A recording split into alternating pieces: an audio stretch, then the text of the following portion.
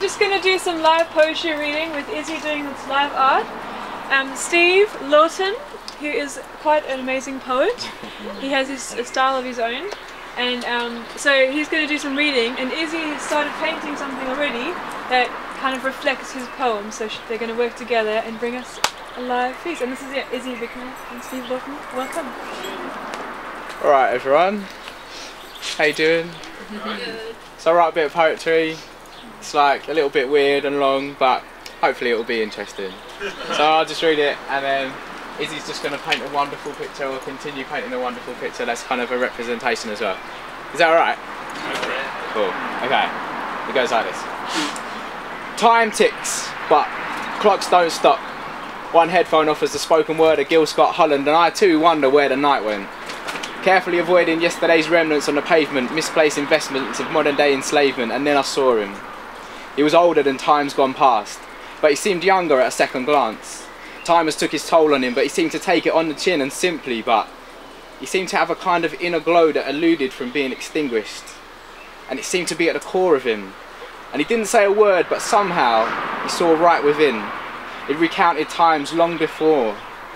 I had a smile as we toured, significant moments, large and some seeming small, but to me not at all. From a small blonde-haired boy with not a care in the world, a family upbringing not bad at all, and then suddenly he stopped and looked up. In the back of his eyes formed tears that had stayed for years but never been cried, and never found the time. He saw the kid with a faded baseball cap, zoot in hand, spitting drum and bass chat, telling stories about he's all that, but really he was just lost. He'd been pointed in the right direction and on the right path, but in distraction somehow he'd got lost. And the saddest part of history recounted was that he didn't even know it. This man then looked up at me with a look of vague intensity, not so much as offering a word to me, but conversed with something deep inside of me, because he knew where I'd been.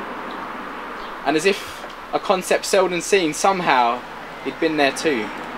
His overcoat told a story of too many nights under starlit skies, and his shoes had seen 1,000 miles, and on top of that 1,000 miles, and 1,000 still more to come. He'd walked many miles, and more needed to be done. His eyes, they spoke with a deep intensity, of depth and clarity, of real life. He took me back to places and times that I didn't even remember, or couldn't even find in my mixed up and confused and battered over time mind. He said, "You don't remember these because these are the ones that you try to hide. These are the pictures that hurt." They spoke of negativity and a sense of low self-esteem and self-worth. They unleashed the beast of fear of failing and uncovered a hole of rejection that sometimes I fell in, and the dark began to sink in. And I sunk into these memories and feelings, and I couldn't understand, so on this guy I'm just leaning, and it seemed like these times were screaming, but one hand firmly planted on my shoulder, his drawn face, seemingly older, penetrated the stone cold and told another story. As he guided me through it slowly, the vivid, detailed imagery, through all the distant memories he showed me, so I could see that this guy was standing right beside me. His overcoat this time was slightly more tidy. The shoes he rocked were far less grimy, but the eyes that saw deep inside of me still pierced with that same level of intensity as they did that very day. As I drifted he followed, as I shifted he pulled, but I ignored, and he waved but I never saw. But he never left.